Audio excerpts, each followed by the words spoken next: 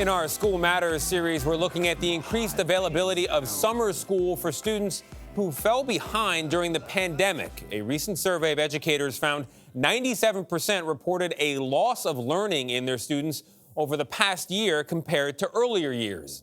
And 47% said a wider gap between struggling and high-performing students is the biggest obstacle to a return to normal.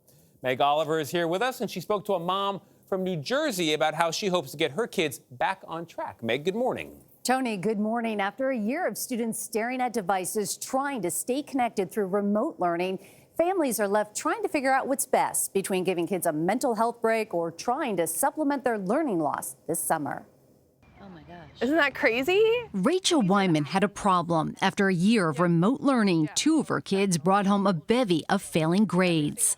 Straight Fs. Straight Fs. As a single mom and the owner of a bakery in New Jersey, Wyman said she had trouble helping her kids through school. I'm not a high earner, so I don't have resources to pay for private teachers or pods or private school like a lot of people in my community do. So after a frustrating year, her 11-year-old son Keegan trudged off to his first day of summer school on Monday. I definitely need it, so I don't have that much of a bad opinion about it, but I'd prefer not going, but I know that I need to, so. He and his 13-year-old sister Josie had tried to keep up with virtual school while working part-time at their mom's shop. Are you ready to go on to 8th grade? I don't know. I think, like, mentally, yes, but, like, academically, maybe not. And while their mother is glad they have a summer school option, she doesn't know how effective it will be. Is summer school enough to make up for this learning loss? I don't know how it could possibly. So they're going 4 days a week for 3 hours a day for 4 weeks. And that's supposed to replace an entire school year.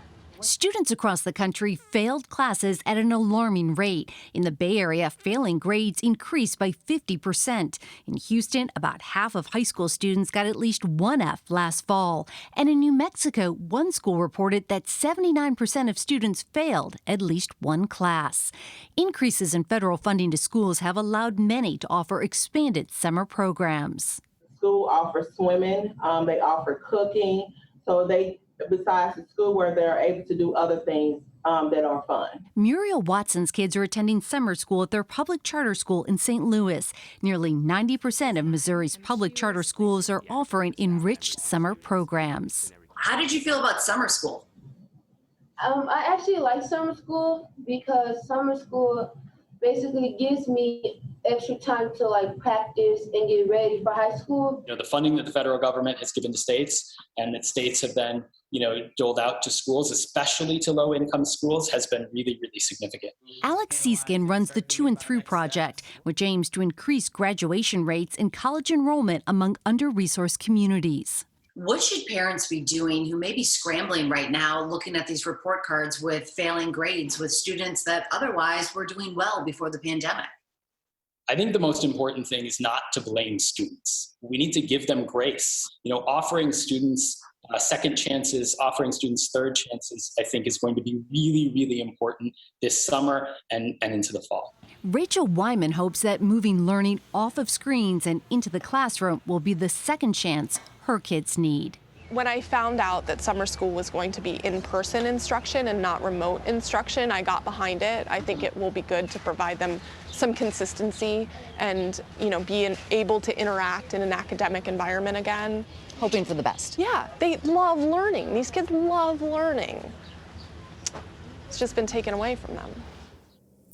For students in elementary and middle school, Seaskin says the most important thing is getting kids interested in school again through extracurricular activities. Now, for high school students, one college admissions officer told me they would highly recommend summer school if students failed courses. If you have a rising senior, they also suggest reaching out to their college of choice now to start a dialogue on the admissions process. I think it's so important, too, to give, as that teacher said, to sort of basically give kids a grace period here to kind of come back and not blame anybody for anything. Yeah. And a time to, because so many people were affected in so many different ways in the last year. When I was a kid, I would have hated summer school, but this seems like a good idea under the circumstance. You don't think so, Tony? I don't know. I mean, you've been cooped up indoors in your house, and now things are opening up, but you got to go to another building and be indoors. I think extracurriculars, as in outdoor activities, might be the best way to reacclimate. But, you know, every parent's going to come to their own decision. However, we can help them. I love Josie in your piece. When you asked her about summer school, she goes, I don't know.